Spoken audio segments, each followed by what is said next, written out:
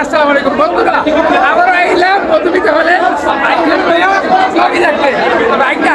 কিন্তু বিষয় হলো যে ওই যে কাউন্টারগুলো আপনার বলে যে ব্ল্যাকে টিকিট বিক্রি করতেছে 120 টাকার টিকিট বিক্রি করতেছে, আর 200 টাকার টিকিট 400 টাকা বিক্রি করতেছে। তো হলে খুবই উত্তেজিত, ঠিক আছে, ব্ল্যাকে মানতে আসে না দর্শক। আপনারা দেখতে পাচ্ছেন মানে খুব সম্ভবত মারামারি হইতে পারে, ভাঙচুর হইতে পারে।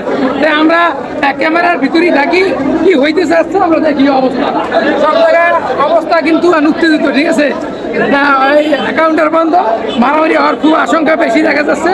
তো আমরা আপনাদেরকে সরাসরি দেখাবো। তার আগে মামার কাছে যান। মামা, এই যে কাহিনী চলতেছে, ব্ল্যাকে টিকিট বিক্রি করতেছে, কাউন্টারে বিক্রি করতেছে না, সেই সম্পর্কে তোমার ধারণা কি?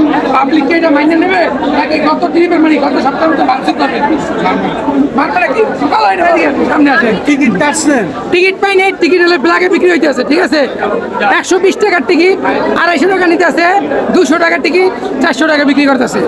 এই সম্পর্কে আপনি কি বলবেন? এই কাজটা কি তারা ঠিক করতেছে?